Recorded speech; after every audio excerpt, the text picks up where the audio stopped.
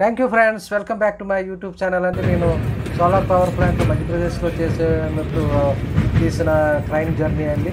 చూడండి, మీరు చూడండి, మీరు ఎంజాయ్ చేయండి. అక్కడ ఉన్న సోలార్ పవర్ ప్లాంట్లో ఎగ్జైటింగ్ ట్రైన్ జర్నీ అండి. Between hills and caves. చాలా భయం వేస్తుంది. చాలా ఎత్తుగా వెళ్తాం మనం. చాలా లోతుగా ఉంటుంది, అడవిలాగా ఉంటుంది.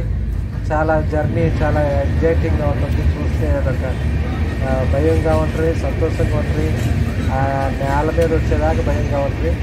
చాలా ఎత్తులో ఉంటుంది. గుహల్లో జర్నీ చేస్తాం, చాలా బాగుంటుంది. ఆ మధ్యప్రదేశ్ నాగ్పూర్ దాటిన తర్వాత వస్తుందంటే బీతల్ని మధ్యప్రదేశ్ బార్డర్కి వచ్చినప్పుడు వస్తుంది. చాలా బాగుంటుందండి. ఆ గుహల్లోకి వెళ్ళినప్పుడు చీకటికి అయిపోతుంది. చాలా ఎగ్జైటింగ్గా ఉంటుందండి. అలాగే ట్రైన్ జర్నీ చాలా బాగుంటుంది. అదొక హ్యాపీగా ఉంటుంది. మనం ట్రైన్లో చేసుకుంటే జర్నీ అదొక కొత్త ప్రదేశాలు చూసినట్లు. అప్పుడు మేము చలికాలంలో ఉన్నప్పుడు అయిందండి ఇది.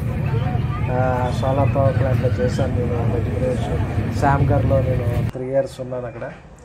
అక్కడ చాలా కొత్తగా వెరైటీగా ఉంటుంది. విలేజ్ వాతావరణం, టౌన్షిప్ లాగా ఉంటుంది. అది బాంబే వెళ్ళే రూట్ అండి, మెయిన్ రూట్ అది. చూడండి, చాలా అడవి జంగిల్ లాగా ఉంటుంది. చాలా కోతులు అవి ఉంటాయి. మనకి చాలా హ్యాపీగా అనిపిస్తుంది.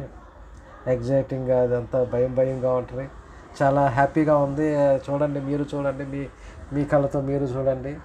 అంతా అడవి, మన ఒక అడవిలో ఉన్నట్లే ఉంటుంది. అది చాలా బాగుంటుంది. మధ్యప్రదేశ్ అంతా చాలా సెంట్రల్ పార్ట్ ఆఫ్ ఇండియా. మన దక్కన్ ప్లేటు అంటారు కదండి, అదంతా మనకి చాలా హైట్, కొండలు బాగా కనిపిస్తాయి అక్కడ. అంతా స్టేషన్స్ విలేజ్ లాగా ఉంటుంది. అలాగే అక్కడ మేము నాగ్పూర్ దగ్గర సేవాగ్రామం, గాంధీ గారి ఆశ్రమం, నాగర్పూర్ స్టేషన్ కనిపిస్తుంది. అక్కడ కూడా చాలా బాగుంటుందండి. చాలా గుడి వాతావరణం అంతా చాలా బాగుంటుంది. అలాగే మేము అక్కడ చూసిన జర్నీ, కొండలు, గుహలు, అదొక వాతావరణం, అదొక సంతోషంగా ఉంటుంది. చూడండి, అంత అడవిలో మధ్యప్రదేశ్లో చూసంటే పులకా రోటీ కాల్చటం చేస్తారు. తర్వాత పొయ్యి మీద